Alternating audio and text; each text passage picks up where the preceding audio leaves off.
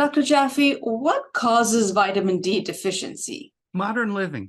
We don't get enough time outside in the sun without clothes on, except a few of us.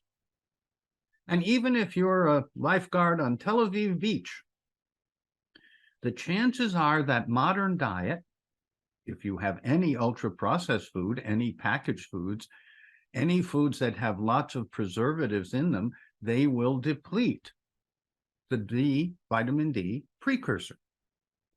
If you have cholecalciferol, if you have the vitamin D precursor as we recommend it, either drops under the tongue, D3 Cell Guard, or as part of a multi-complex, should have plenty of the cholecalciferol precursor so that a little bit of ultraviolet light that gets through your skin from the sun makes some vitamin D, but not much.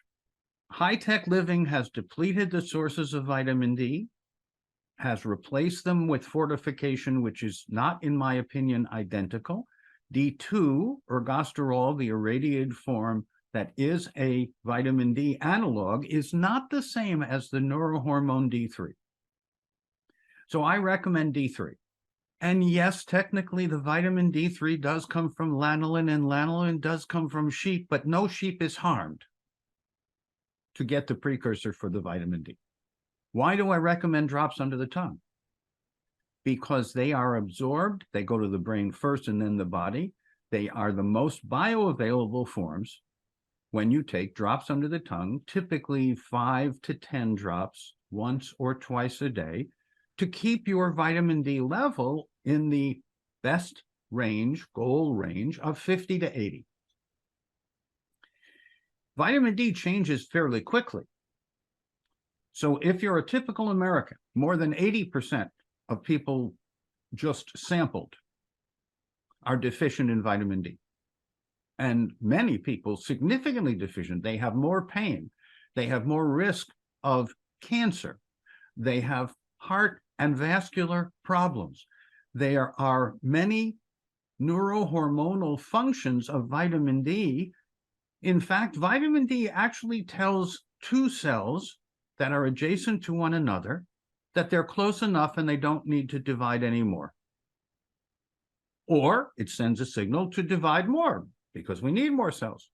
So vitamin D is a neurohormone regulator that's very important, and the best way to get it is drops under the tongue, along with other dietary sources of vitamin D. Getting outside in the sun is a very good idea. Walking in the outdoors, especially if you can on healthy soil with your shoes off, is a very encouraging, health-promoting, cardiovascular, as well as just general health promotion.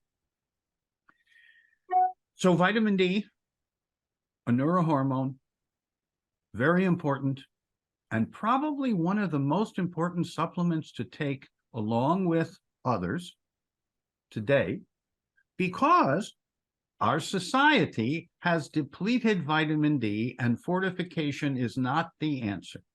So food fortification with D2 is understood, but not my recommendation. But I am a big fan of all the wonderful things vitamin D does to help me feel and function better and to repair and renew more efficiently.